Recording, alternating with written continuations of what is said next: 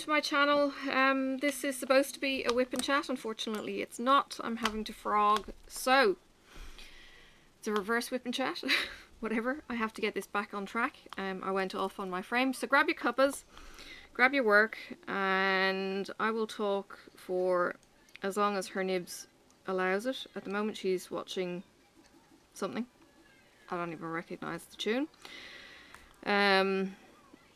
She was asleep and I was too tired when she went to sleep to go and jump on the computer.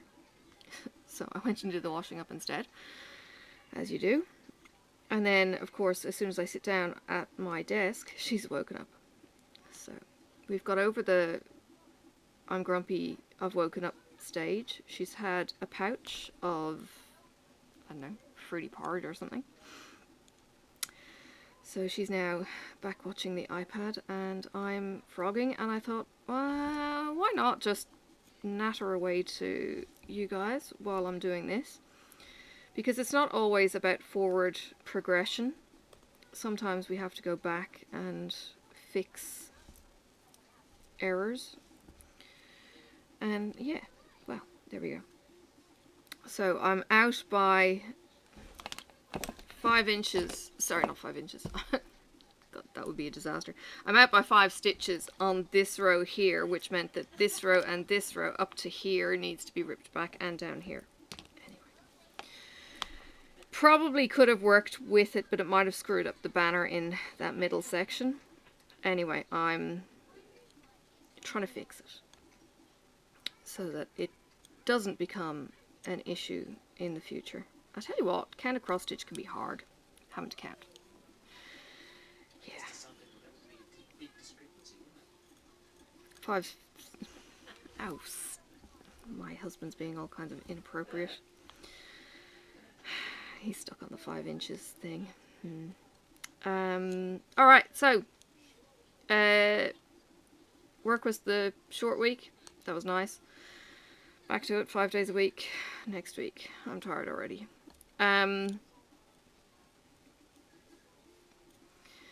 We have had more office direction now that COVID's out of the state than we've ever had when it was still in the state. Go figure. There's instructions that we should be washing or the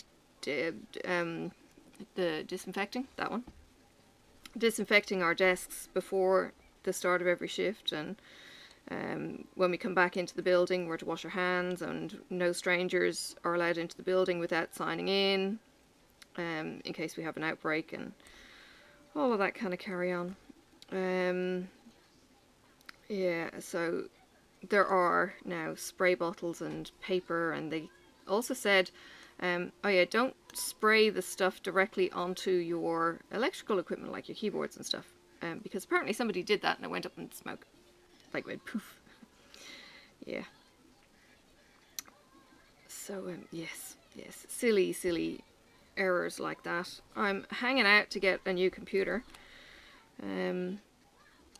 They've told us that we're getting new notebooks, laptops, whatever. I've seen my other colleagues, I think, with the replacement computer. I think we're getting Dells. We had got Dell Latitudes, but I think the department actually bought the ones that I currently have, and I've got a sticker of Jeremy's on the keyboard because I may or may not have said in one of my previous whip and chats I had to read a page that was basically somebody else had said, and it was, I had to count afterwards how many times the word fuck or fucking was used, and it was over 50 times, so I put an F-bomb on the keyboard as a result of that, and also as a way of identifying it's my keyboard, apart from my name sticker on it. But these new keyboards that we're getting, apparently I think are leases, and they've got to go back in pristine condition, so it says you have to agree that you don't put any stickers on other than your identifying name and the computer number and all that kind of crap, and it's like, oh damn, I can't transfer my F-bomb. I'm all kinds of disappointed. And I did wonder, I've got the Undo, I think it's called. It's a solution. And I've got Metho in the office as well. And I did wonder if I was to have a go at the current sticker, whether it would leave a residue. And I don't know. But anyway, it's an instruction, and yeah, woe betide if somebody was to go, this is not appropriate, apart from it being an F-bomb. Yeah, hubby says terps would get it off. But they might not want... I don't... Because it's going to be on there for a year or two, I don't know if it's going to leave any kind of sign that it's no good for resale. I don't know how long we've got them on lease or anything like that. We had a massive upgrade of Windows or Chrome or something during the week. My colleague's computer stopped working. She couldn't go onto websites on Chrome for some weird reason, so one of the guys came around and helped that out, and she's got to go back to Internet Explorer. And it's like, ew. Yeah, terrible. Horrible, horrible program. I hate it. I love my Chrome. So, yeah, and then of course Chrome remembers all your passwords, so you don't have to remember anything. It's like, yay. Because I have no clue. And then my husband has started getting me to use a thing called KeyPass, which is an Android app, possibly for free, because I think there's a donation button. But it basically generates really good passwords for you, and it gives you a special place to save them, and you know, have up the wazoo security codes to get into this app anyway, and if you forget your master password to get in, you lose it all. So I'd be rightly screwed if I lost access. But I can sign in with my fingerprint at the moment. So yeah, trying to remember what this super duper password is, like, nope. I'm not sure I can remember. That's bad. Passwords are, yeah, but unfortunately, I was one of those people that I wasn't quite as bad as having password as my password, but I would have the same password for multiple kind of accounts, so it was all kinds of bad practice. But it wasn't an easy password, you know. Anyway, that's what I thought. Hubby, being the computer person that he is, says that he doesn't even watch when other people are giving their passwords for him to fix their computers. And if he does set up a password, he sets it up in a way that you've got to reset it anyway. So yeah, I'm not even trying to save this floss. I did start, and it was like, oh no, because I remember jumping every 5 stitches to finish the cross, so that I wasn't traveling too far on this kind of bit. So yeah, this is my stitch picker, which you're probably all familiar with, a stitch picker. Hubby printed a 3D handle for it, so I've got a handle that I can actually use, so it's quite comfortable to use. And this is the tool that I use for scoring my opaque covers as well. Really, really handy. I just run along the back of a ruler just here, and mark my sections on my diamond paintings. So it's a really, really versatile even tool, and having the 3D handle really, really helps. I was going to talk about Sophie today. She was out and about either this morning or this afternoon, like before lunch. She got into her older sister's room, and she managed to take one of the knitting needles that she was using to knit a scarf that's kind of going nowhere. But anyway, so she's taken one of the needles. Now the other day she had one of the needles out and she was playing with it at the bookshelf, and she was threading it through a hole in the bookshelf that you use for adjusting the height of the shelves. And, you know, it was quite precision. You know, she was threading the needle through, and then it would stop because of the head on the needle, and then she would pull it back out and find another hole and all of this kind of thing. And I was kind of watching her and kind of going, yeah, great, you know, put the needle away. Well, today when she got into it, the needle's gone missing. I don't know how the hell you lose a 30 centimetre knitting needle, but this kid has managed to have it swallowed by the house somewhere, and it drove me absolutely nuts. Well, tried looking for it around the kid's room, and I was getting more and more annoyed because the kid gets told, tidy up when you're not here for the week, and the amount of clean clothes and everything else under the bed was just like, oh my god, I'm getting so stressed. But in the process of doing that, I've looked into my box of diamond painting canvases that were stored flat but upright, and I've discovered that because of the way one of the boxes had been orientated in it, gravity sucked and it pulled some of the paintings down on their end, so they've got a bit crushed down the bottom of one side.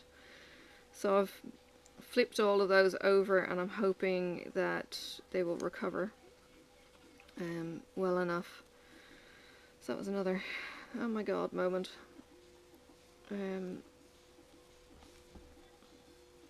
So yeah, not so fun. Some of them are opaques and some of them are diamond art clubs, and they're all a mishmash in there.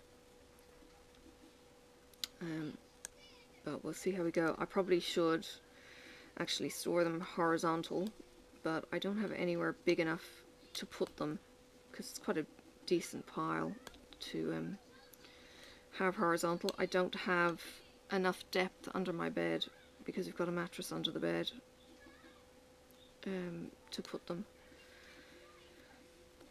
So yay.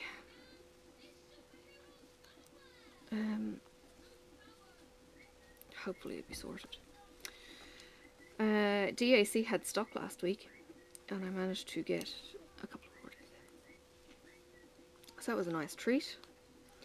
I actually didn't spot one of them because Randall Spangler's Dragonlings had been out of stock or something. The wish lists when the new website kicked off got a bit garbled with the third-party person group, whatever, third-party app program that had the wish lists, and it plays slightly differently from the old wish lists. I'll go into some detail on that in a minute, but I hadn't gone through the whole catalogue and put all my wish lists back in, and the dragons weren't there, so somebody else said, oh, I've just got Universe in a Jar or something, and I was like, oh damn it. So I'm back in and got 2 more to get the free shipping. I think the first purchase I threw in a pen to get over the line of free shipping, and then I used a voucher that I was given.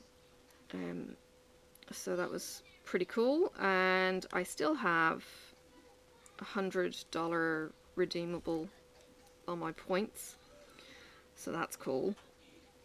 So that will sit there for the next big purchase, hopefully, and I'm hoping that their stock is going to come back in. So I've got some really cool pieces coming.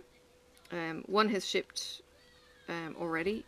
End of July it was going to ship because they were one available and one on pre-order, and the next thing I know is I actually have one box en route, and the other one has pre-order available the end of August. So that's going to be a little bit of time before that comes. So yeah, I kind of thought, oh, should I contact DAC and say, hey, look, I stuffed up. I put July stuff in 2 separate shipments. But yeah, I just left it. So I don't know why I didn't notice the one of the paintings before, but I don't know if it's a new one or not. I feel a bit kind of bad for not having spotted it before, but it was really cool. So yeah, some really cool ones. The that new artist that they've got, I can't think of his name, he's doing those country scenes. The one with the cat on the stone kind of gate. No, hang on.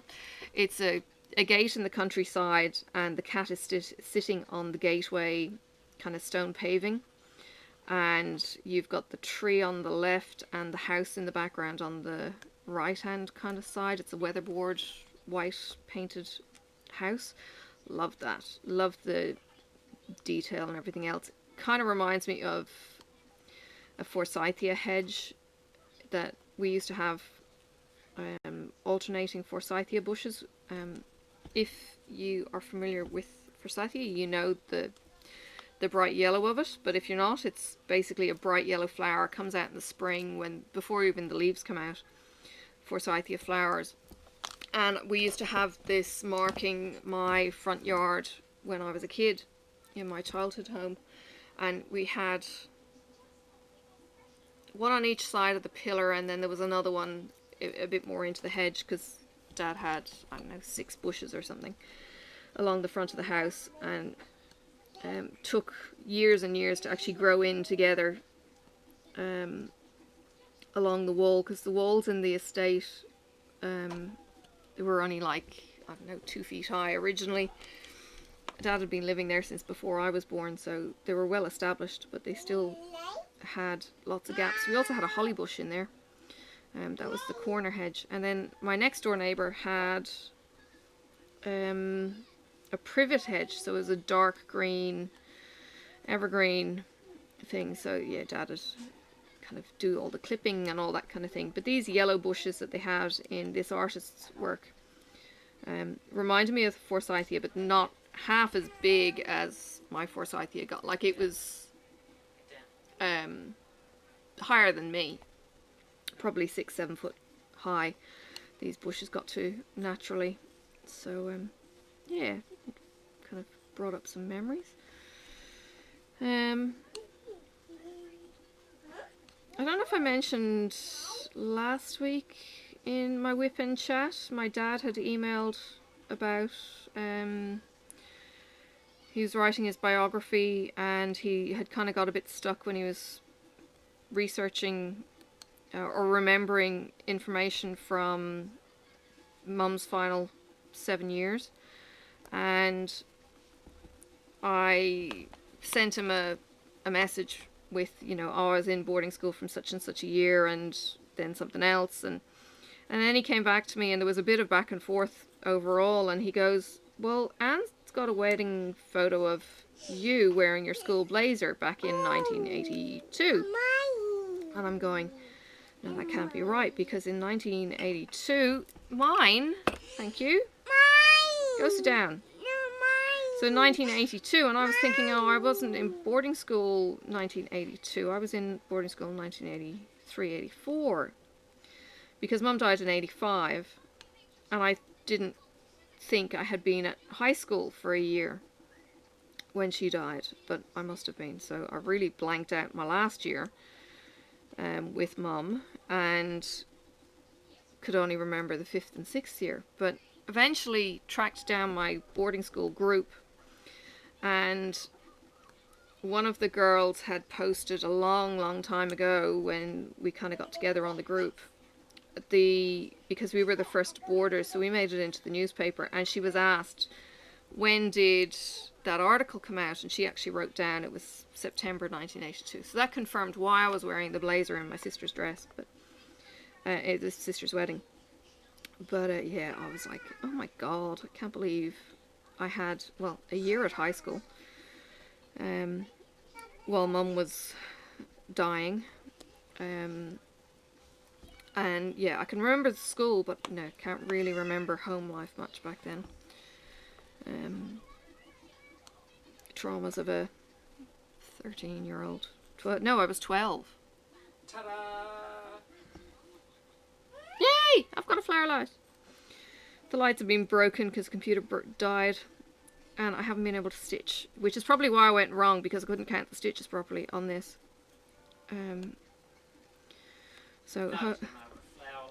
My light over the couch is what we call a flower light, because my hubby printed the bell of the light into the shape of a flower. So it's a big pink flower that hangs off a big long green scissors arm You may have seen some recordings off it because I have done a WiPnChat, actually stitching something, probably the top of the owl or something, I don't know. I was stitching something on the couch.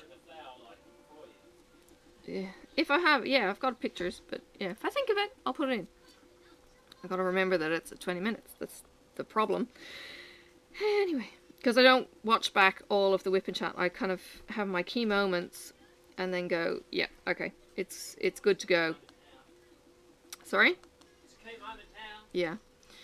Oh, I took a photo this morning. I was up at, I don't know, some stupid time, getting tablets, and the sun was just coming up and there was fog over the river and there was sunrise, and the sunrise was glowing red. And no, it's not, Sophie, sorry.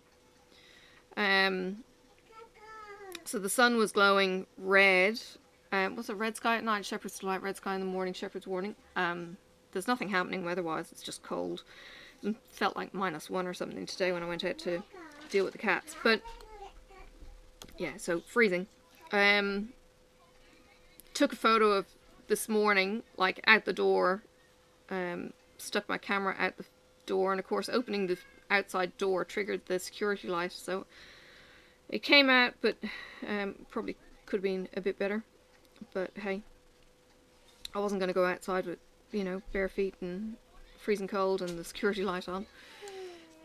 What? No, no, you're not going to sit there. You're going to go and watch your iPad. No, well, no. My iPad. No iPad. Right. No.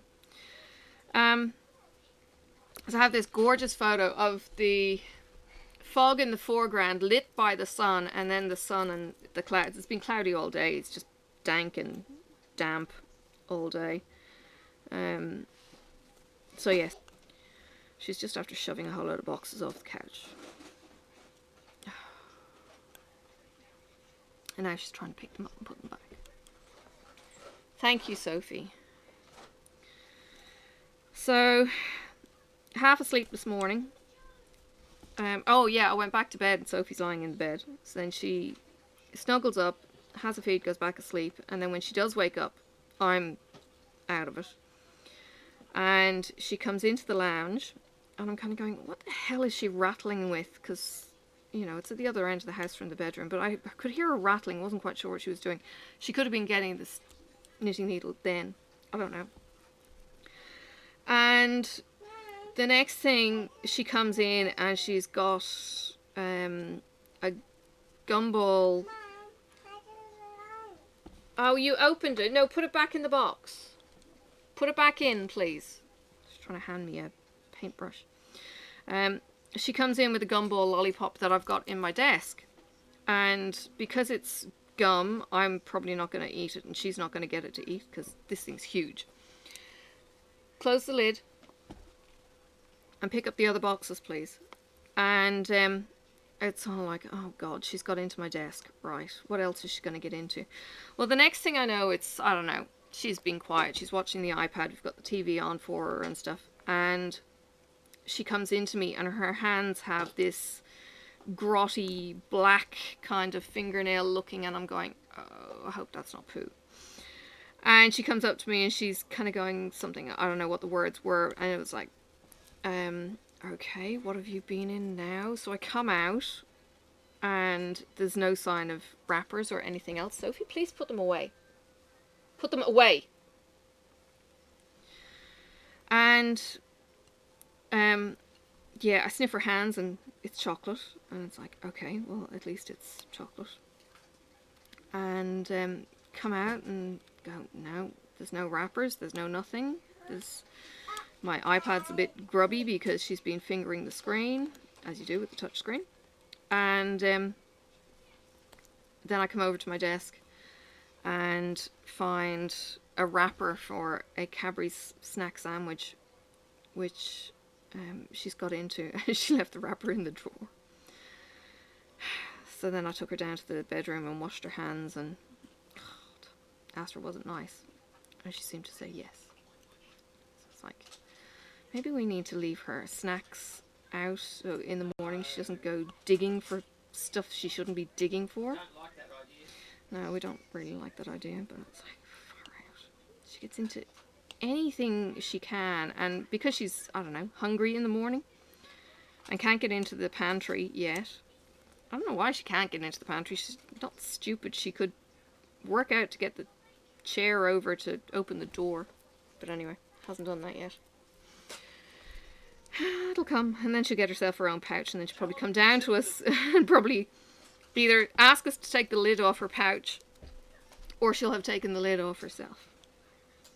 Bloody kid. Yeah.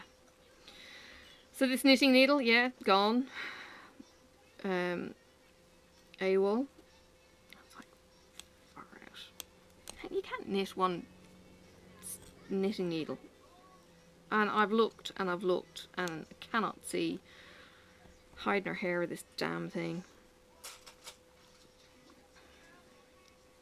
Yeah, so now she's got into one of my storage boxes that's got paint brushes in it. They're gonna have to move. Can you stop? Just put the lid on. Oh, and now she's choosing a different show. Another one. There's a small screen that comes up so that you can just hit the next program to start. So if you tidy them up.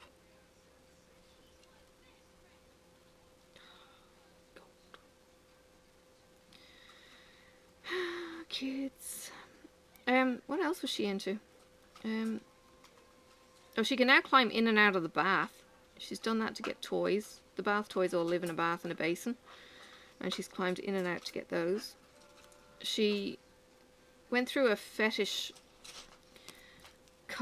months ago where every damn day she'd go through my bathroom drawer and start pulling out pant liners and all sorts of other things and just tossing them all around the room. Then she stopped for a while and then she got a packet and threw it all into the bath. And I was like,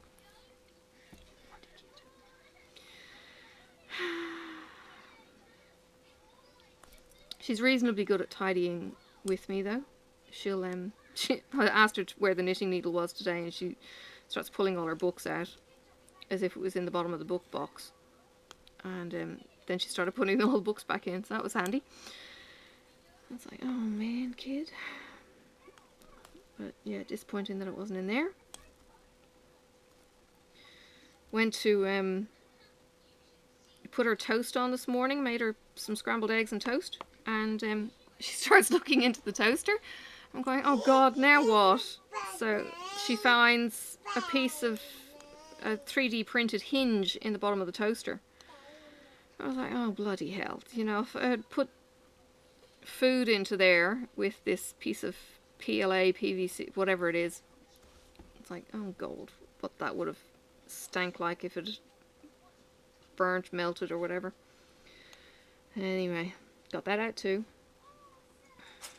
She is a big, inquisitive audience for kitchen stuff, so she'll come into the kitchen. So last night I made burgers. So hubby makes the meat patties, and I then cook and assemble the burgers. So she's in there while I'm doing the ingredients that go into the burger. So I'm cutting up mushrooms, onion. She's learned not to eat the raw onion. She does try every now and then. She's a huge capsicum fan. She loves raw capsicum. She had... so I made her some scrambled egg on the toasted sandwich maker that I use for the burgers. Just because it cooks both sides at the same time. And so I had the scrambled egg on the plate. And then I put some cheese on the plate, and I don't know, I think I turned around to stir the mushrooms and onions that were frying and that kind of thing. And the next thing I know, her plate's disappeared. She's carted her plate into the lounge before any of the rest of the stuff was put on it. And it's kind of like, called her back and then trying to get her to eat the food. I was like, yeah, she'd finished the cheese. She likes the cheese. She tends to eat more in food prep than in actual food completion. So trying to get the burger into her yesterday while we were watching a movie and trying to get her to eat some of the scrambled egg, it was, you know, down to I'm turning off the TV and eat 2 more pieces and let's kind of carry on. So yeah, she actually ate quite well eventually yesterday, but she up until now she has declined eating the burger. She likes meat, but for some reason she was not eating the burger. And she'll eat scrambled egg, and again, she's more reluctant to eat that herself than if she's, you know, kind of forked into her mouth kind of thing. So, yeah, she's a interesting kid. And then she looks at me and grins.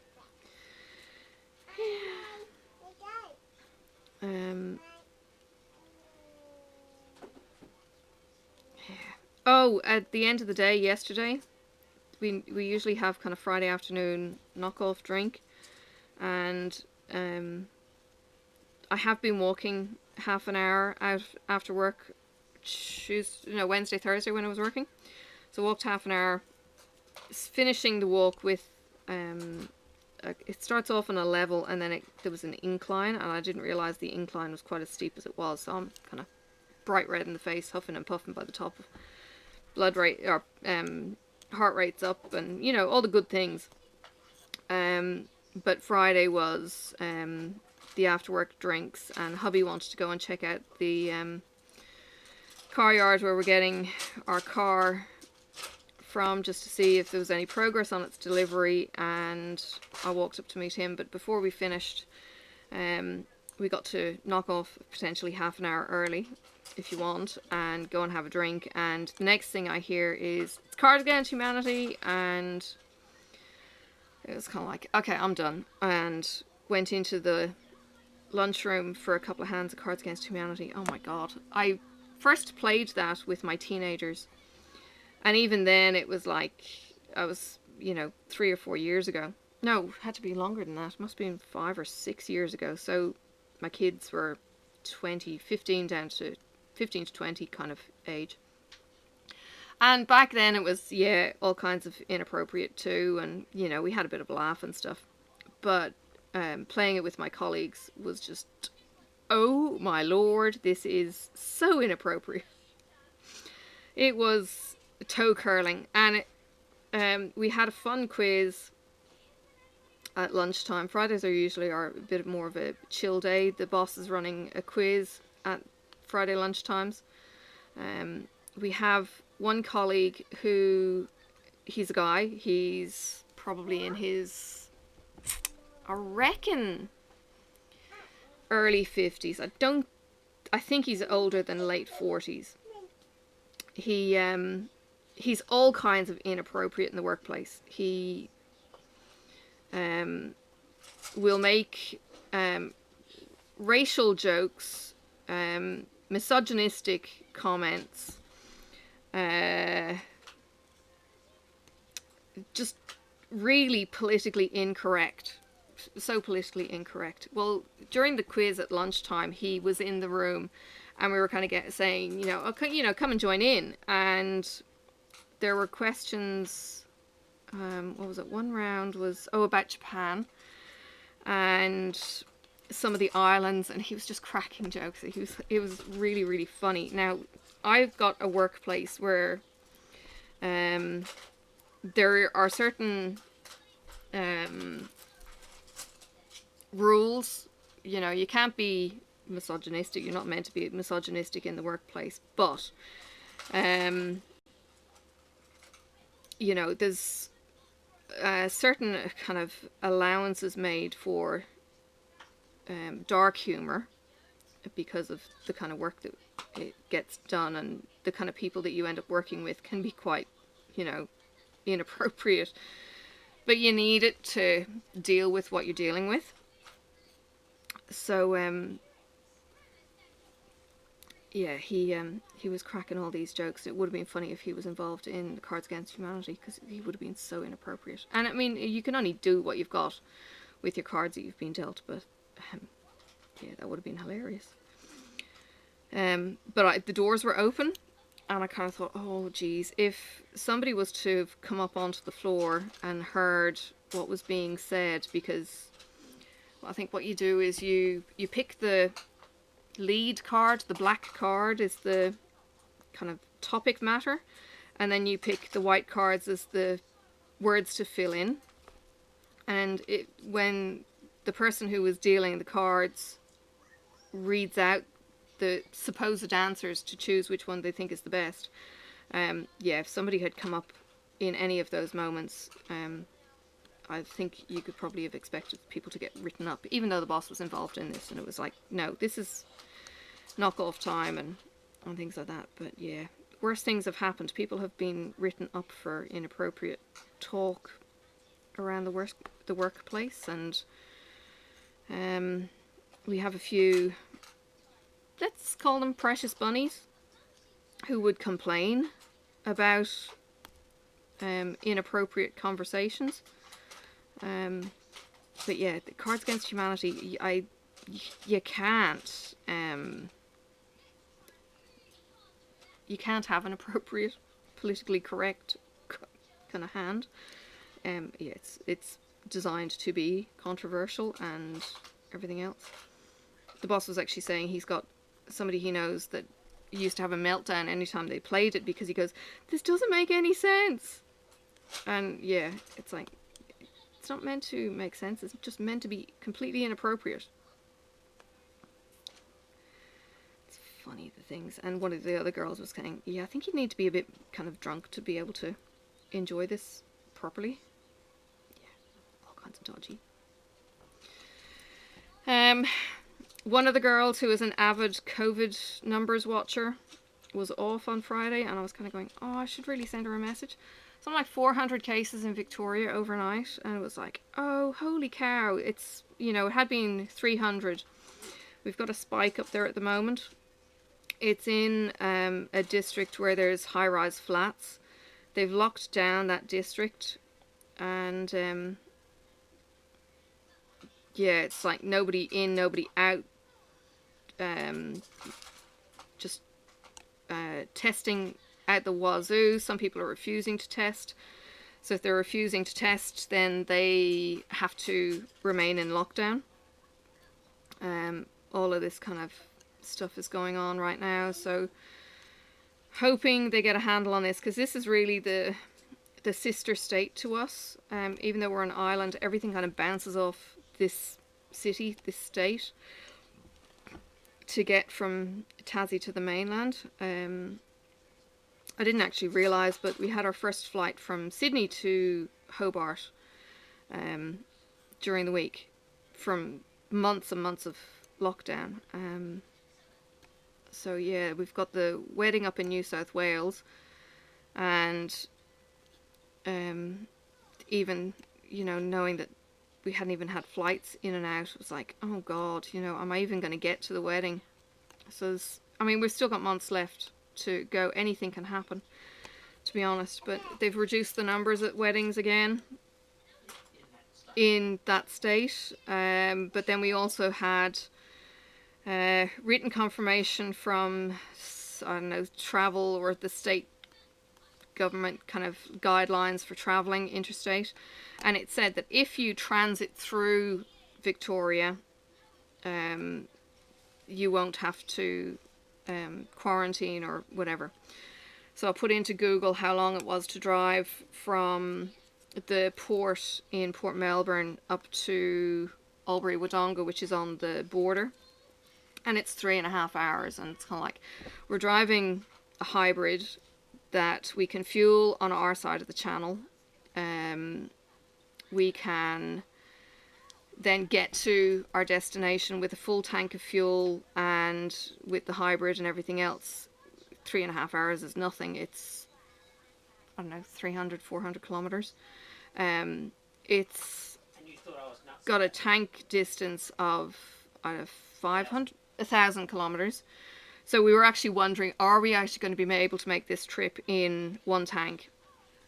So, you know, 3.5 hours, we should be right. If we get out of the ship having toileted and got up at Sparrow Fort, we should be able to make it 3.5 hours without having to do pee stops or anything else. The issue is really at the city, but we don't want to take any of the risks, and we're kind of thinking, no, we just need to get the information of whether or not we can actually do this.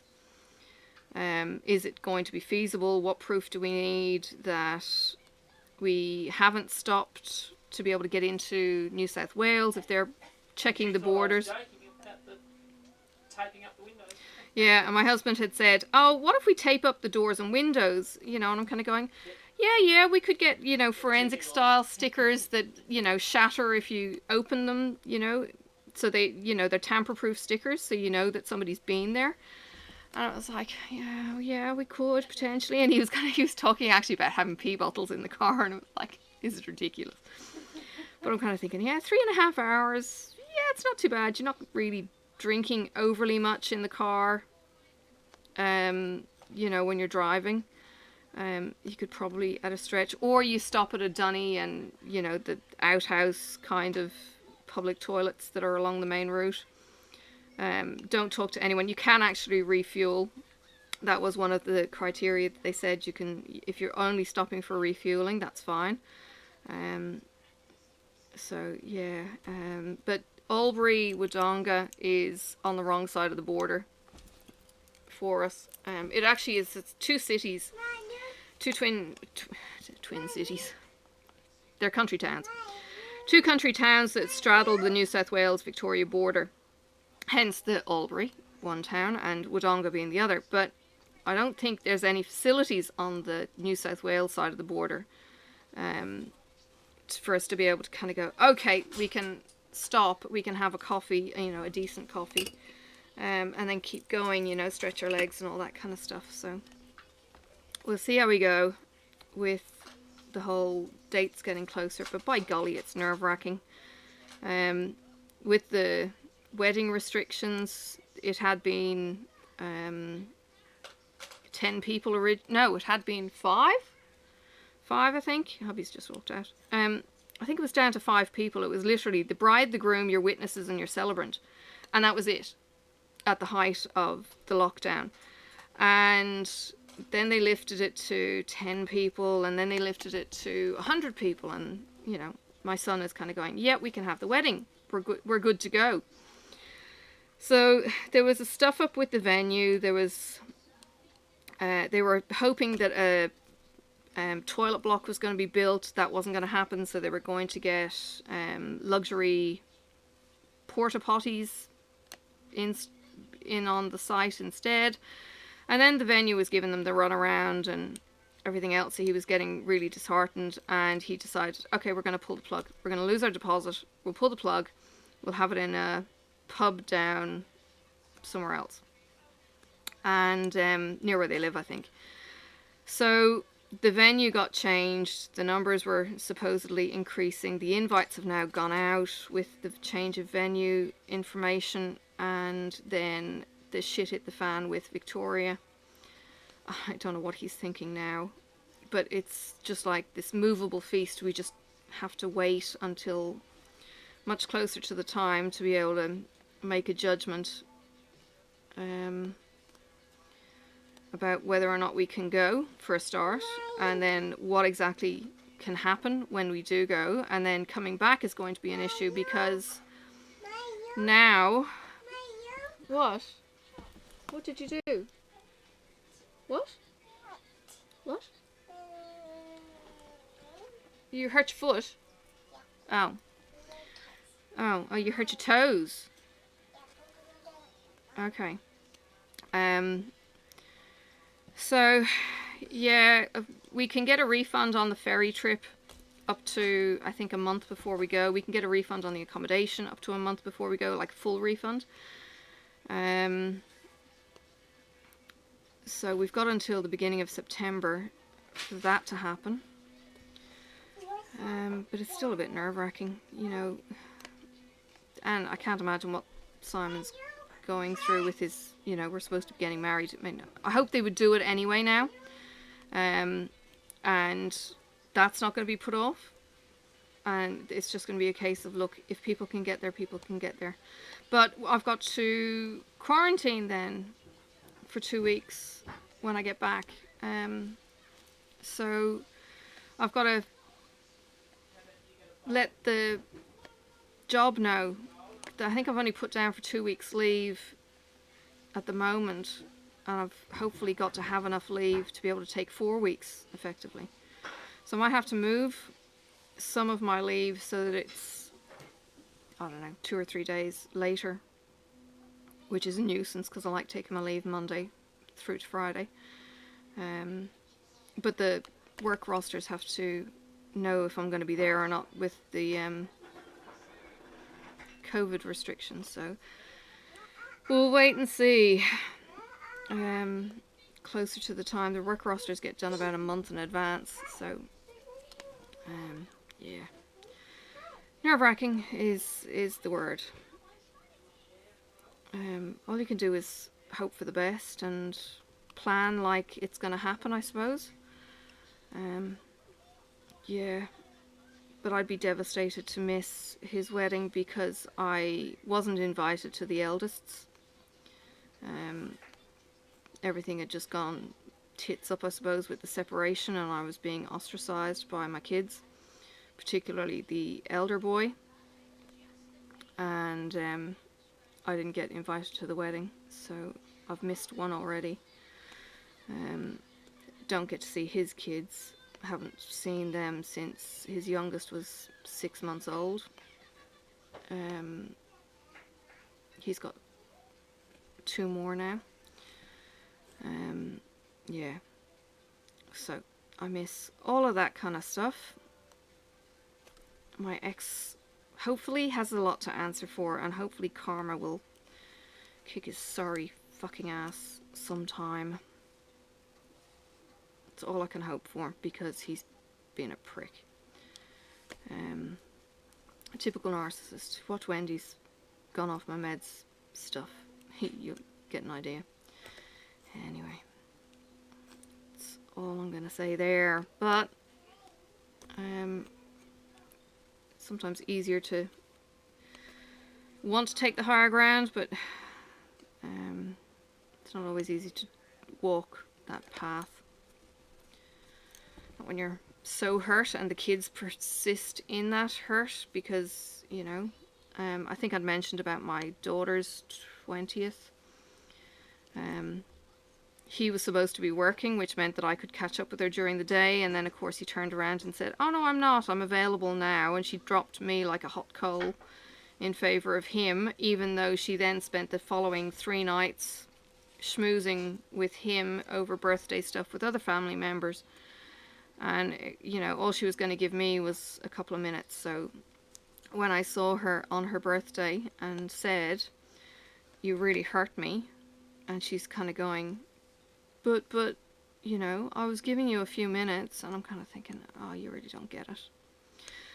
You know, I'm 48 in September, 47 now. My mum died when I was 40, and I'm still thinking, you know, I really hope I'm not dead by the time you come back to try and get a relationship with me. You know, that's the pervasive thought that I have. She was all over us when Sophie was born. Oh, can I see Sophie? She's my little sister. And she thought she had rights over her sister. To be firmly told by my husband, you have no rights. You've treated your mother like shit, so go away. You know, he wanted to protect Sophie from her shit. So, yeah, it's all kinds of screwed up. And what hurt the most, I think, was that we had an awesome conversation the week before, and then it all went tits up her birthday week. I had a doctor reckon her prefrontal cortex hadn't developed, and it won't develop until she's in her 30s, and then she'll start wanting to have contact again, or when she has kids.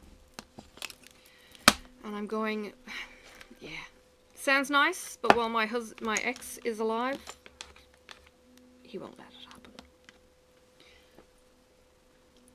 I don't know if she's strong enough to fight it. It took me 23 years to cop on, so why should she be any better? Oh dear. Alright, now I'm back to where I was, I think. Now I've got to fix this bit.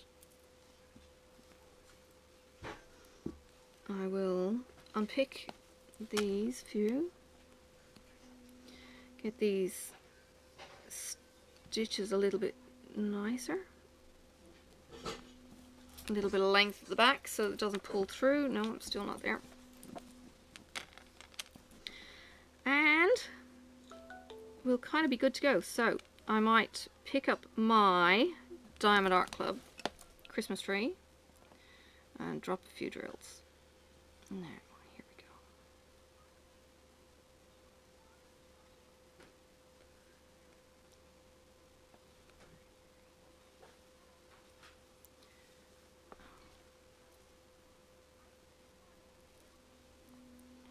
Whatever way I've cut this and done a jump. Oh, okay, that'll do.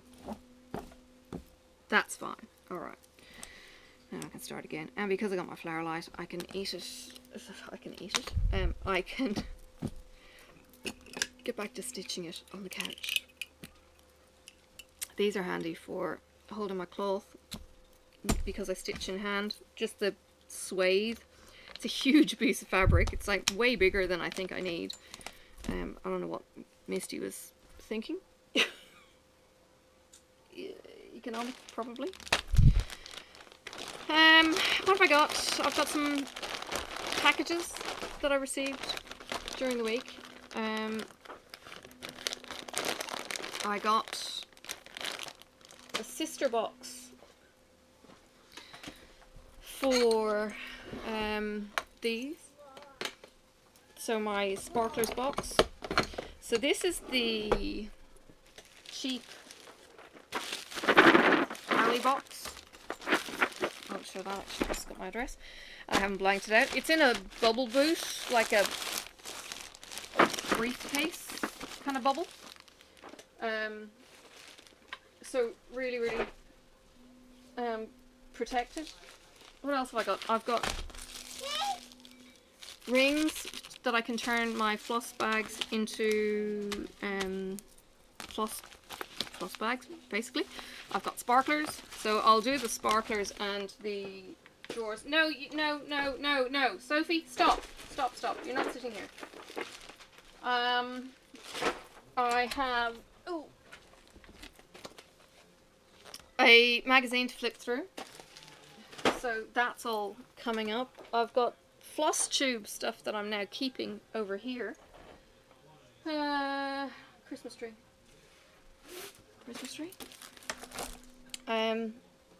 So yeah, I'm kind of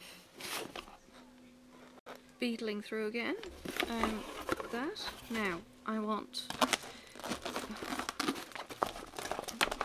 L, which are the speckles, blue speckles. L is somewhere down the middle, 17. I'd already had these out. If you remember from, well, it might have been last week's WiPnChat actually. Where is, I've got these kind of in sections. 20. There. And 310, which is severely depleted, so I'll get a few down and we'll see where we go. Pop that out of the way, put my light on, remove the mug.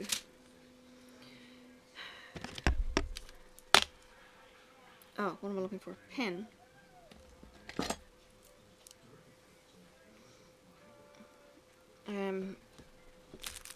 And we'll just get a few.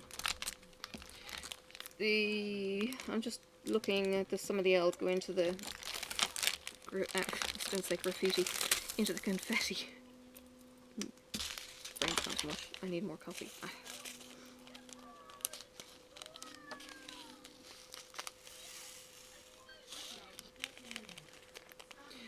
Way more than I need. hubby's making pizza for tonight.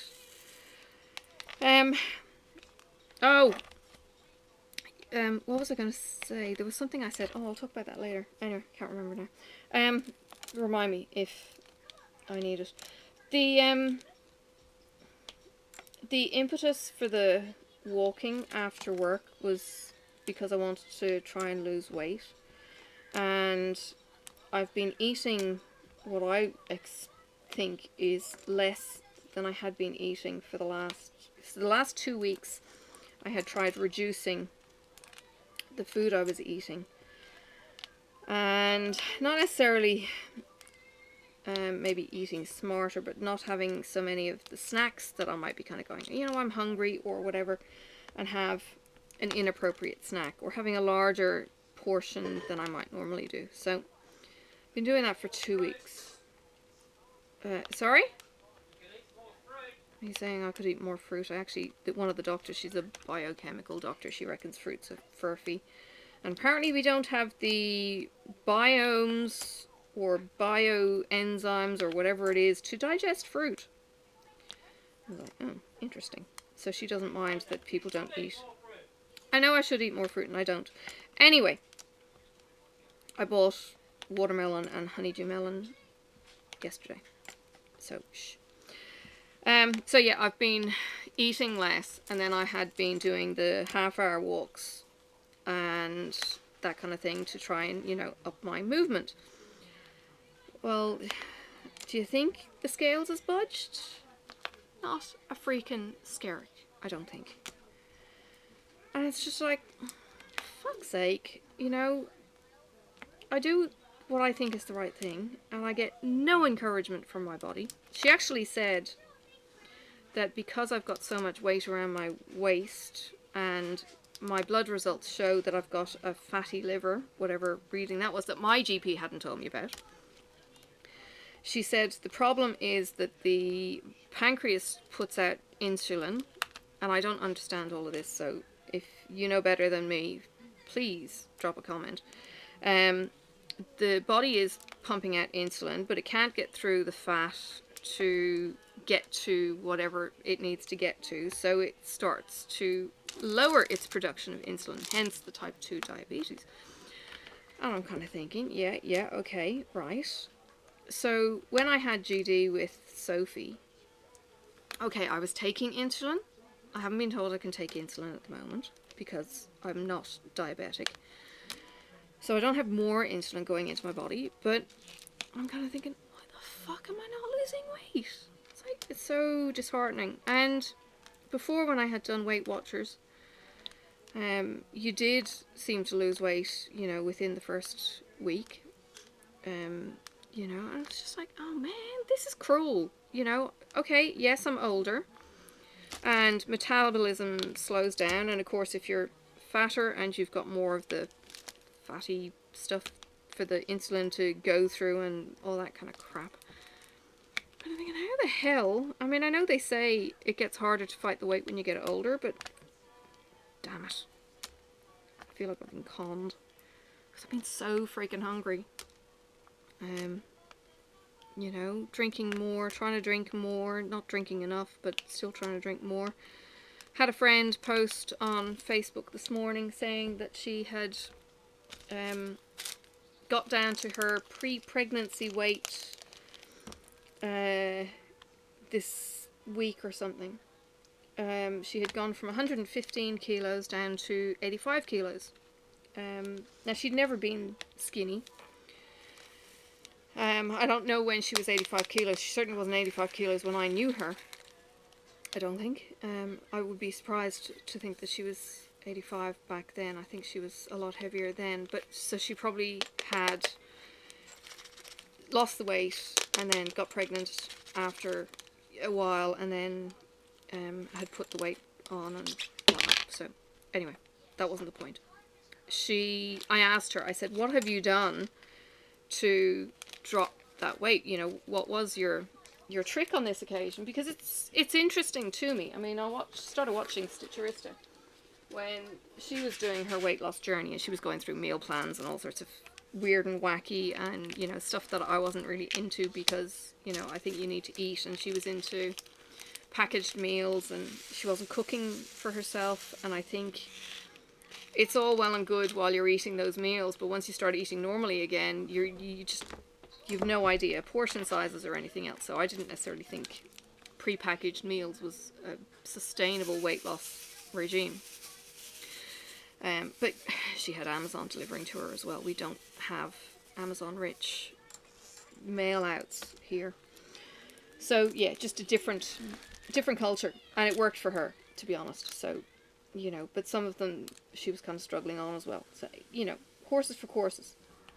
I had only ever done Weight Watchers in the past. And when I did it, I had got into the mentality of I would rather eat the real thing than eating sugar-free, fat-free, and chemical-laden food.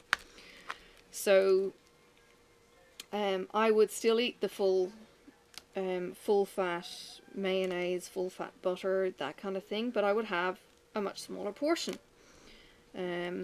You know, and the weight came off, but that was when I was, you know, late 20s, and I don't know if things were easier back then.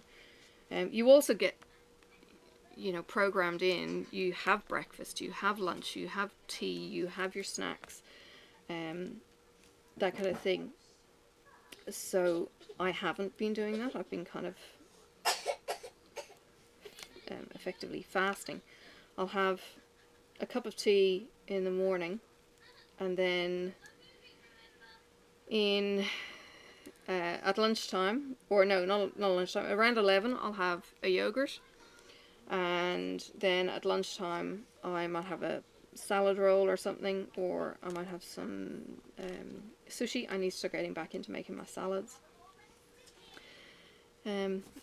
Easier said than done sometimes, just to get motivated to do it, because it's, you know, fiddly, but it's worth it because I actually enjoy the salads. And again, it's Caesar salad, it's portion controlled. You know, you've got your lettuce in the bottom of the tub. The next layer has a little kind of shelf that I put in 1 piece of bacon or less, chopped up. I think it's 20 grams of Parmesan cheese, a soft boiled egg, no, soft poached egg,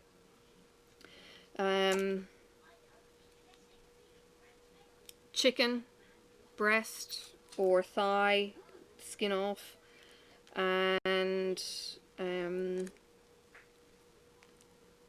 then there's the dressing. Now I've got a company who makes the dressing in Australia that does a awesome authentic tasting Caesar. So I love that, and it goes into a little pot. So again, it's portion controlled. And when I go back to doing the salads, what I will do is I'll weigh everything, know exactly how much it's going to look like. And this is what I do with Weight Watchers too. Know what it looks like, and then I'll be able to, you know, relax my weighing and just go, okay, you're talking about a chicken breast and maybe a chicken thigh between 5 meals over the week. Bacon, a piece of bacon each day, which may or may not have just been the loin part of the bacon. You know, so you may be looking at 50 to whatever, you know, grams of that. So, you know, it's all portion controlled. It all fits in its lunchbox. Everything is separated so that when you get to lunch, I tip it all out from the little shelf that it's on into the main salad section, pour in the sauce and shake the bejesus out of it. And my colleagues always look at me going, what the you know, and I have a piece of bread or half a roll or something like that and some butter on it, you know, and that would have been my work lunch if I had organised. If I wasn't organised, I'd be paying for food, and it gets expensive doing that. What am I looking at?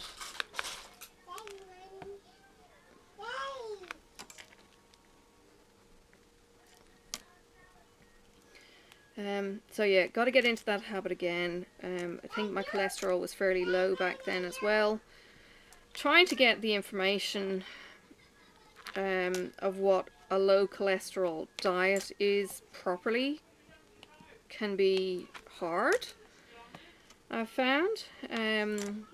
You know, because there was the myth that, you know, that cholesterol in eggs was bad. Now they're saying that cholesterol in eggs is good, and, you know, trying to do all that kind of brain stuff and everything else. It's just like, oh, I'm so freaking tired, and then I'm hungry, and then I'm hangry, and it's hard work.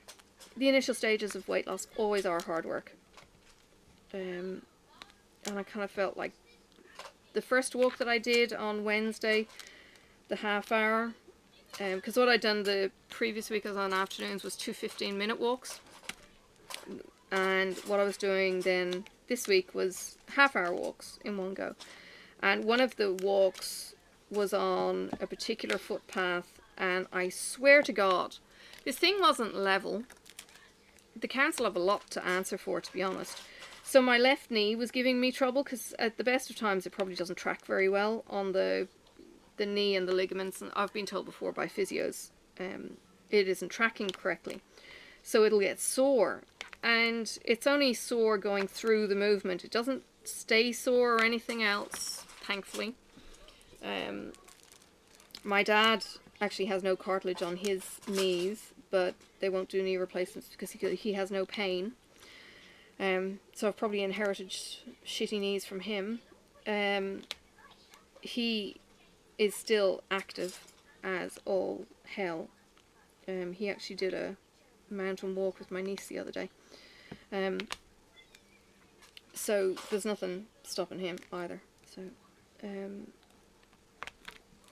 yeah, so I, you know, was doing this walk. So my knee was giving me trouble. And then on Thursday, I walked a slightly different route, and what happened with that one was that I had forgotten to take the pain meds at a reasonable time. Like I'm supposed to take them kind of 2 or 3-ish.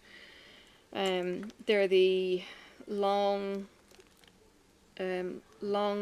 slow release paracetamol, so for osteoarthritis, and I'd forgotten to take them because I wasn't really in that much pain in the office. And then when it came to do the walking, my back was actually spasming and I was getting an awful lot of shooting pains, and it just made that walk miserable.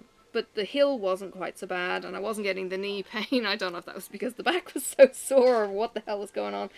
So I think I was even hotter and sweatier on that other walk because of the incline at the end than I was on the previous walk. So I get to the car looking like an absolute hot mess. You know, where hubby is waiting to pick me up and drive me the rest of the way home, and I'm just kind of thinking, I'm dying. And I'm bright red, like the top red. I'm not pretty after exercise by any stretch of the imagination. Yeah, I was just like, oh, I hate this. But earbuds in, listening to music. Most of the walk is level, so I'm not kind of cursing and swearing, going, I fucking hate this. I've got my bag as light as I can, so that I don't have too much weight pulling on my shoulder. A messenger bag would be much better. I don't have... Actually, I do have a messenger bag, but it's actually probably not big enough for everything in it. I have a bag from Advanda, I think it is. Avanda, maybe it's called.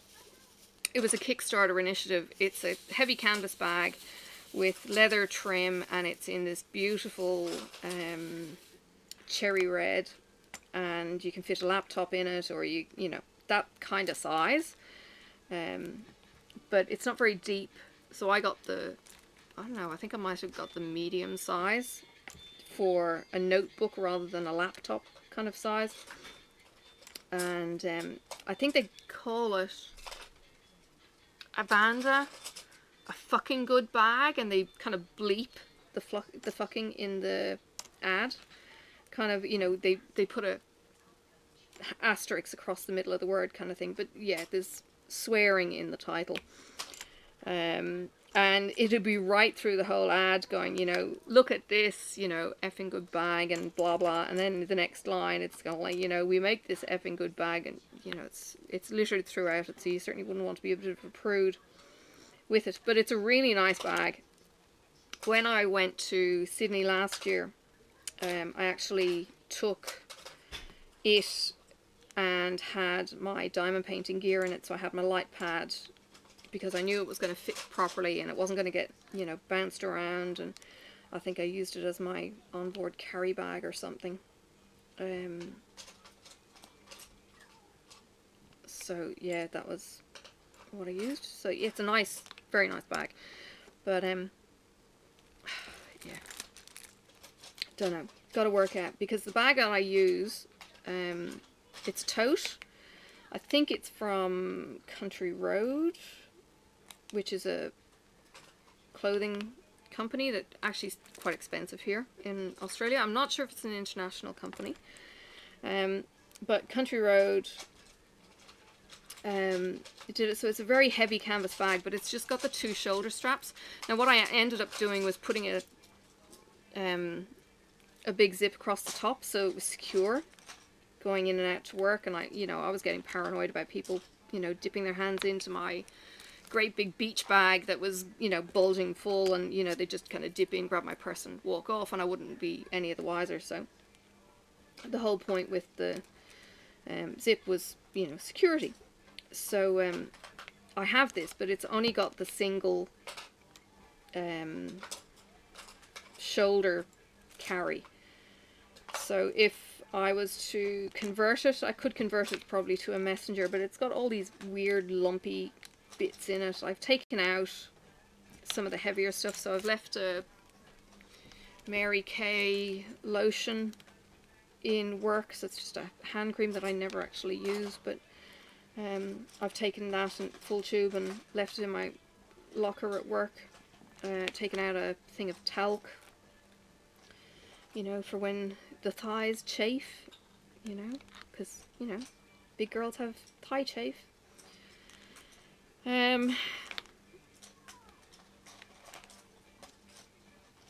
That kind of thing. So yeah, try to take out as much weight as possible, but it's still, you know, it's got a water bottle in it in the morning, and I'm not walking in the morning, so that's not so bad. So, but when it's got the salad in it, the salad's quite chunky, so I need to, if I was using the messenger bag, it would be stored on its side, which, because of the way I pack my salad, it's not leaking anywhere, but it's still, you know, not the kind of thing that you want necessarily to have on its side.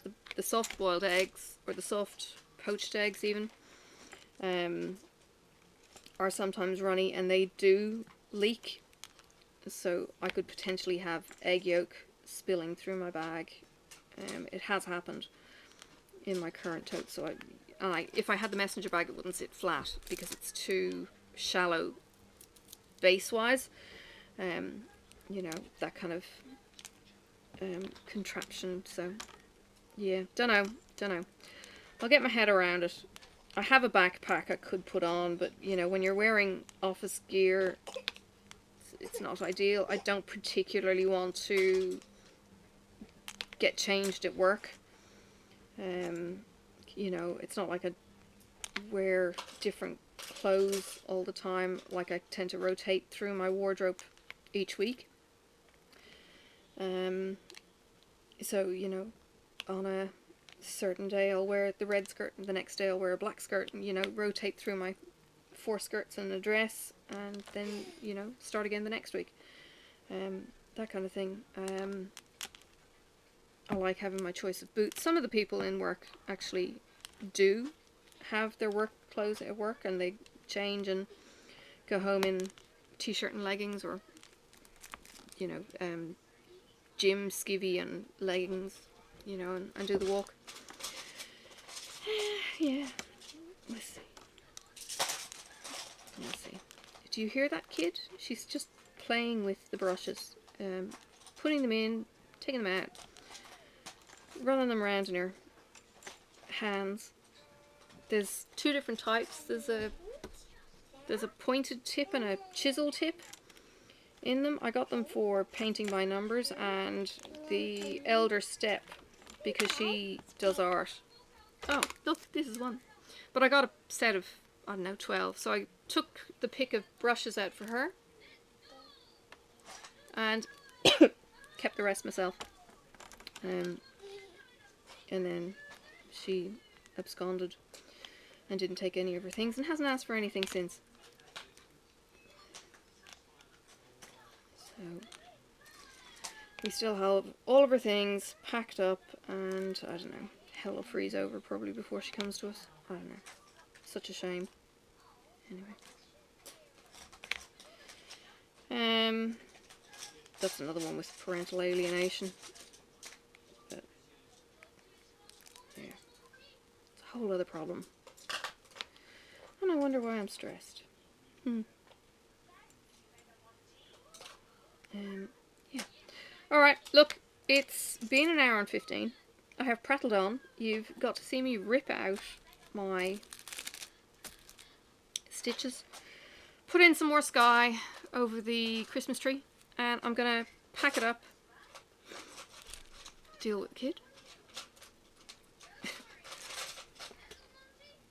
It was funny because we were talking, hubby and I, about, I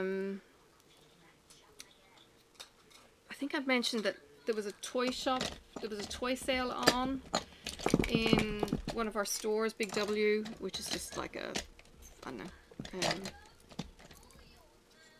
jack of all trades kind of store. And they do a toy sale every year, and I was kind of thinking, oh, maybe I'll get Sophie some Duplo, and then find that she has located some scrungy old Lego pieces that she's playing with, and she's got the dexterity, and she was looking at these Lego pieces. She had 4 4s, no, sorry, 4 8s, so the 4x2s. She had 4 of those and some other, I don't know, generic piece of something, and I'm kind of going, she's way past Duplo. Now I did have a Duplo Thomas the Tank Engine set, and I thought I kept it, but I don't know if I have. I've no floor space for her to play with, unfortunately, here. So gone from thinking we'll get her Duplo to getting her real Lego. I just haven't got around to actually going into the store and doing that while it's on special. It's not actually that big a discount. I could probably get secondhand Lego for better prices, to be honest. And Lego doesn't age. There is a company in Australia called, I think it's Bricktastic, and they refurb old Lego.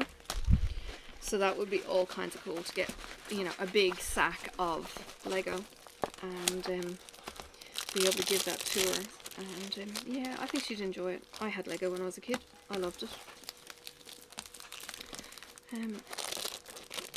So yeah, get around to doing that. It's hubby's birthday next week. He's 50. He's getting a car for his birthday. No, he's not really. It might get here a day or two after he has his birthday, but it's on the boat. No, it's not on the boat. It's actually in Melbourne now, getting its compliance plates and everything else. We were hoping we would get told when it was shipping from Japan so that we could actually track the ship across, but the sales guy forgot to check it. Said it got here sooner than he thought it would. So yeah, we will hopefully have a new car in a couple of weeks, which is good because then we've got time to bed it in, get used to it. He has watched every YouTube video. Here, let me swap these. He's got every YouTube video in the world watched on the car and how he can spec it up and do all of that kind of thing. So yeah, he's really looking forward to getting it. Like, all kinds of excited.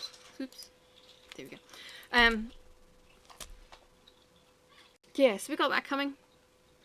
And then we just got to bide our time for the COVID stuff to die an unfortunate death, if that's ever going to happen. Alright, so I will let you go. You going to come and say goodbye? Sophie? You going to come and say goodbye? Hello? You going to say goodbye? No bye. Oh, no bye. Bye. Oh, she's waving. Will you come and wave at the camera? Come here. Oh, you're playing. Okay, she's playing. Alright, sorry. You're not going to get away. She did wave. She did it. Bye.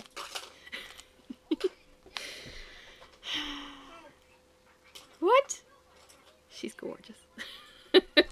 So spoiled with her. Alright, I'll let you go. Please look after yourselves. Please stay safe. Bye! She's waving. Bye! Surprised she hasn't given you Flopsy either. Alright, take care of yourselves, please. Stay busy doing whatever you're doing. Stay fit well, and yes, I will see you around in the next video. Bye for now. May the road rise up to meet you. May the wind be always at your back. May the sun shine warm upon your face, and the rain fall soft upon your fields. And until we meet again, may God hold you in the palm of his hand.